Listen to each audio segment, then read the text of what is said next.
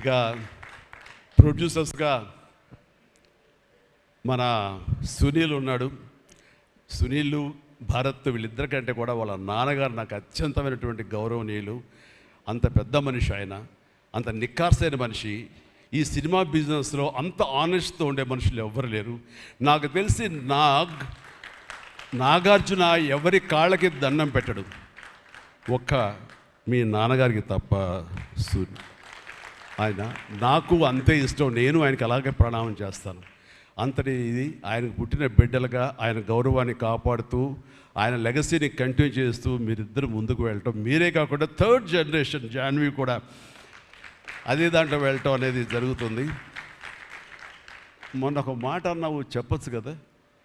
చెప్పనా? Okay sir, మళ్ళీ మాకు సినిమా చేయాలి సార్ మీరు. వద్దులేవా, మీరు అది రకరకాలు చేసుకుంటున్నారు కదా, మళ్ళీ ఎందుకు అని. సార్, మా నాన్నగారు మీ సినిమాలో డిస్ట్రిబ్యూట్ చేసి మేము బాగా డబ్బులు గడించాం సార్ అప్పుడు నైజాంలో. మీరు అప్పుడు నైజాంలో మీ సినిమాలు అంటే నైజాం కింగ్ అనుకునేవాళ్ళం మేము. ఆ తర్వాత మేము కొంచెం ప్రయత్నం చేసాం సార్, మాకు బాగానే డబ్బులు వచ్చింది సార్, కానీ అల్లు అరవింద్ గారు ఇక్కడ పెట్టేసరికి మాకు అవకాశం లేకుండా పోయింది. ఏమనట్లే ఇప్పుడు అది కట్ చేసేస్తాలే ఆ ముక్క, లేదు అది ఎడిటింగ్లో తీసేస్తాలే. అంటే సికింద్రాబాద్లో గీతార్స్ పెట్టారు కదా, అందుకే మీకు సినిమాలు రాకుండా పోయి, సరే పక్కన పెట్టేద్దాం. ఆ తర్వాత మీ థర్డ్ జనరేషన్ జాహ్నవి సినిమా తీసి ప్రొడ్యూసర్గా అమ్మాయి రావాలనుకుంటుంది అనుకున్నప్పుడు I wish all the best for her.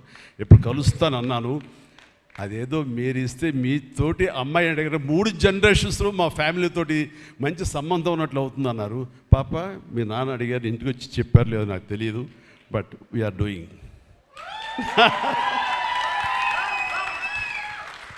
Dhanush చేసిన ఛాలెంజింగ్ లాంటి క్యారెక్టర్స్ వద్దమ్మా, ఫన్ ఓరియంటెడ్, మాస్ ఓరియంటెడ్, మనది సరదాగా గ్లామర్ ఇంతే. Okay, right. సో ఈ రకంగా 3వ జనరేషన్ కూడా ఎస్ ప్లీజ్ ఈ లెగసీ ఇలాగే కంటిన్యూ అవుతుండాలి, మీ ఫ్యామిలీ బాగుండాలి, నాన్నగారు ఆశీస్సులతోటి.